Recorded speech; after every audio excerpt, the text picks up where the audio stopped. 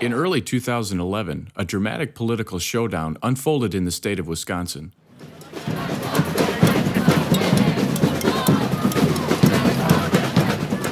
Facing huge budget deficits left unaddressed by the previous administration, newly elected Governor Scott Walker introduced controversial legislation, later known as Act 10, which limited the collective bargaining privileges of public sector unions and gave many state workers the choice of whether or not to join a union at all.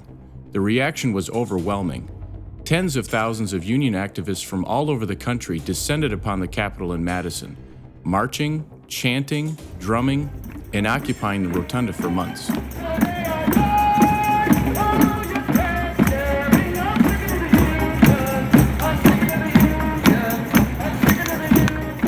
Democratic lawmakers fled the state to stall the legislative process, and Republican lawmakers received numerous death threats.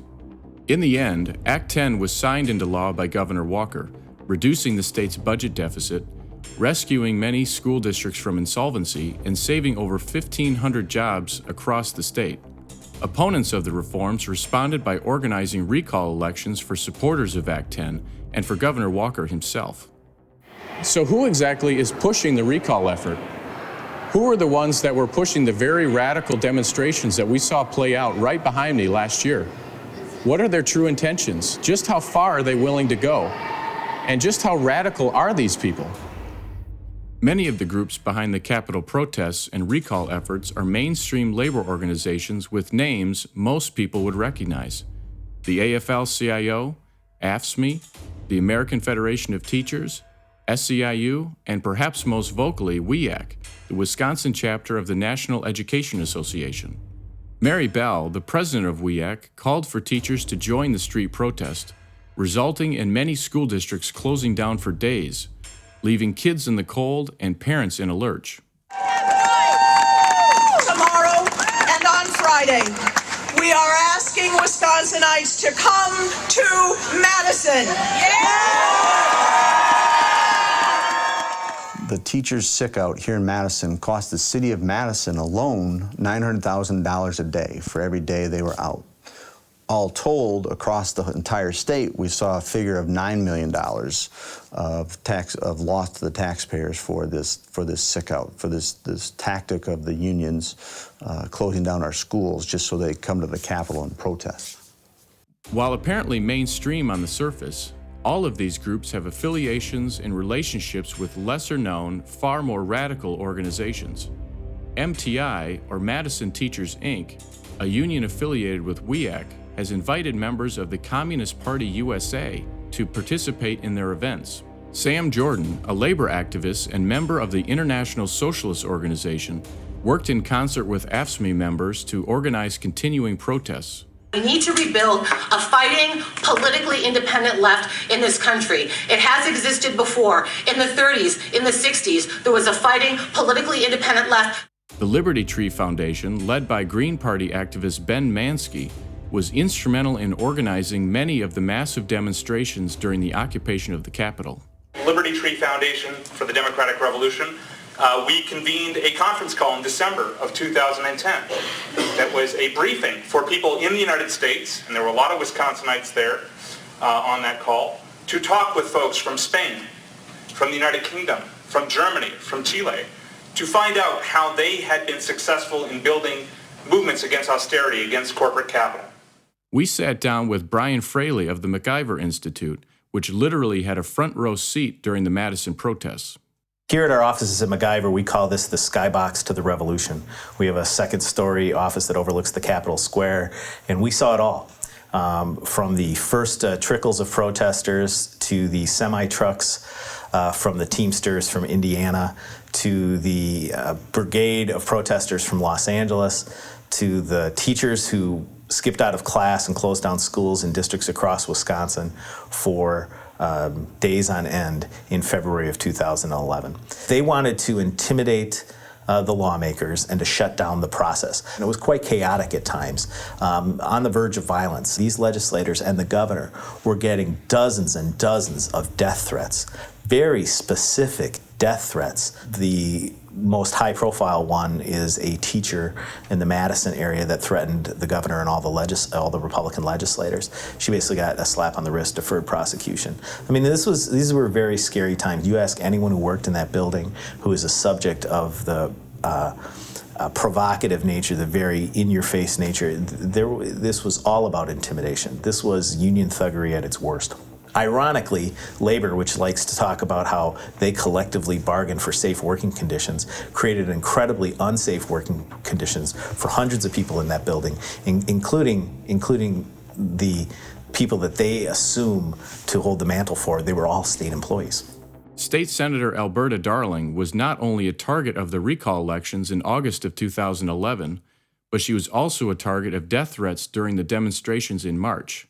She knows better than most just how radical and violent the forces behind the protests and the recall efforts have become. There was a tremendous intimidation strategy that was brought on by leadership and unions from all over the country. I had death threats.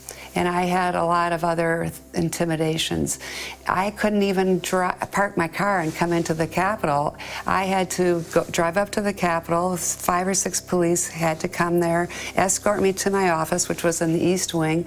We had to pay $8 million for extra security for us during this period.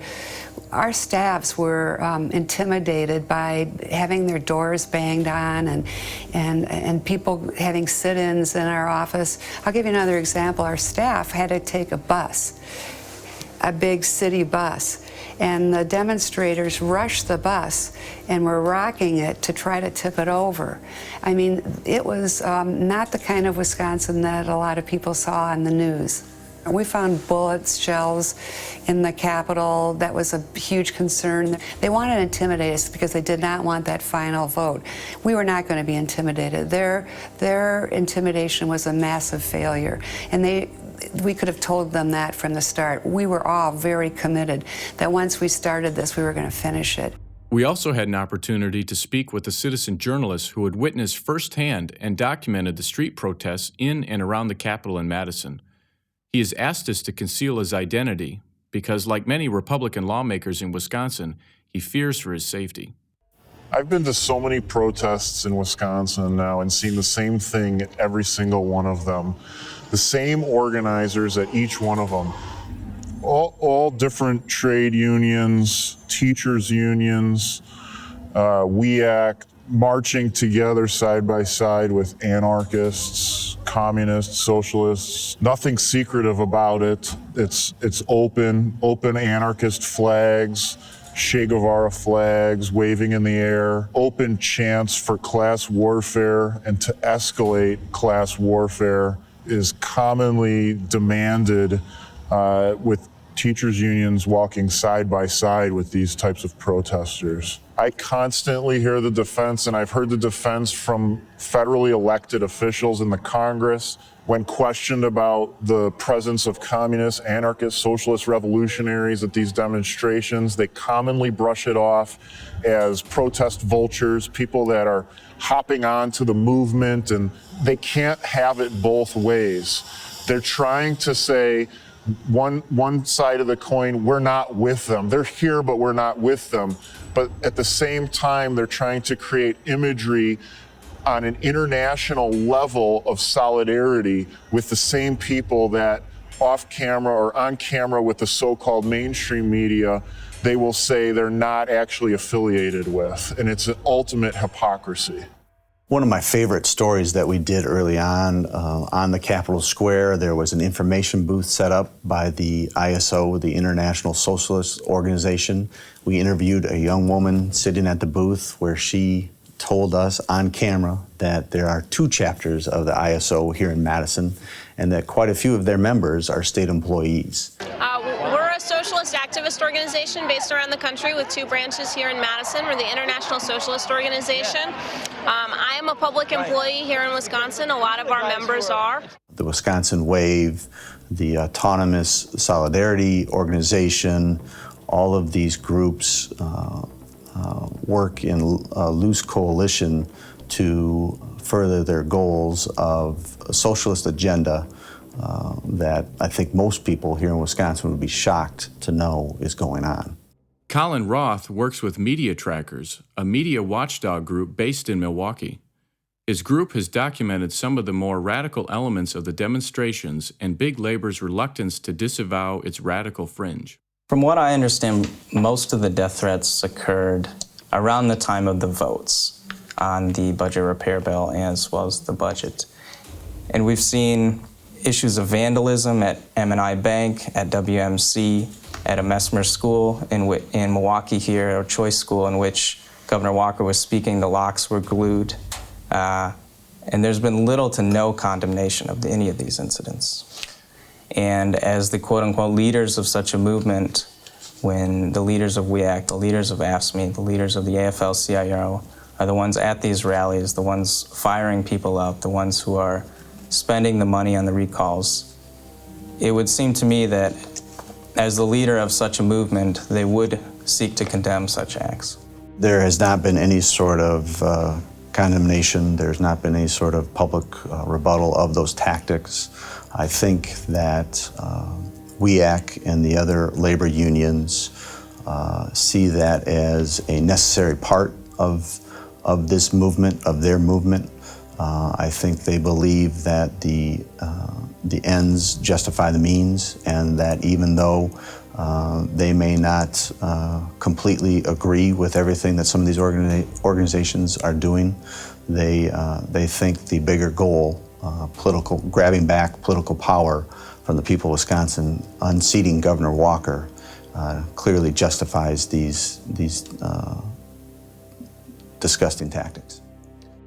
Now, these are very serious charges, and we wanted to give Mary Bell, the president of WEAC, an opportunity to condemn this behavior, but unfortunately, she declined. So why do you think the labor unions and the Democratic Party would want to partner with and stand next to such radical elements of society? Well, the radicals bring the heat. And you need the heat to keep the passions inflamed for this long. As I said, they had to keep this going for over a year in order to accomplish the recall. So they'll take any ally that they can use and tap into that energy, and they have. But not every member of WEAC is opposed to Act 10. Many teachers and school board members alike are enthusiastic about the fiscal tools that school districts will now have to reduce class sizes, save teachers' jobs, and keep property taxes under control. Unfortunately, because of the intimidating tactics employed by the opponents of Act 10, very few of them are willing to speak publicly.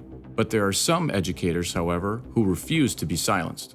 I think it makes sense to require public employees to pay into their pension and health care. And to be honest, I'm being asked to pay less than what the private sector is, and less than what a lot of other state employees are. It's like anything else. I mean, you only have so much money coming in. And, if we're looking to really, truly use that money that's coming in, from the state and from local taxes, and we want to use that for kids, then we need to put our money where our mouth is and use it for kids. And we can't use 85% of it, for teacher salaries and benefits. Our future lies in our kids, our students of Wisconsin, our families of Wisconsin, and what's going on and the changes that are being made are going to help the future, which is our kids. And that's what the focus should be. If Act 10 has already saved hundreds of teachers' jobs, kept class sizes down, and saved many school districts from insolvency, what exactly is it about Act 10 that has teachers' unions behaving so radically? I believe 100% it has to do with teachers being able to choose, public employees being able to choose whether or not they want to join a union. I mean, let's be honest, Kyle, without a government mandate saying you have to pay this money, does the union have an organization? And I think that's hard to say if they do or don't. If everybody loved and wanted to be in a union, they wouldn't have a problem with it, because then everybody would choose to be in that union, and they would still get their money, they'd still have their power, but they know that there is a large percentage of individuals out there that want that choice, and I think that scares them a little bit. It is about that little line that says employees have a choice, and that terrifies the union, and it should. No, I will not be a member of WEAC after the contract's up. The left clearly tried to scare the Wisconsin public that if somehow Act 10 went into effect, the world would shut down. Governments at all level here in Wisconsin would shut down, and that they would be left essentially to fend for themselves. We've seen example after example here in Wisconsin of local governments freed from the shackles of collective bargaining and using the tools given to them under Act 10, realizing significant savings for their taxpayers at the local level. And contrary to what Big Labor and their allies in the media stated when this all started, we still have teachers in front of our classroom teaching our kids. We still have our prisoners being guarded by prison guards, and they can still go to the DMV and get their license renewed. Life has not ended in Wisconsin. The opponents of reform, the people that organized the massive demonstrations, that organized the occupation of the Capitol, the people that organized the recall attempts last year and this year, would have you believe that they're just mainstream labor organizations representing the interests of their members. But as we've seen, they're cavorting with very radical elements, communists, socialists, even anarchists, to achieve their goals. But what are their goals?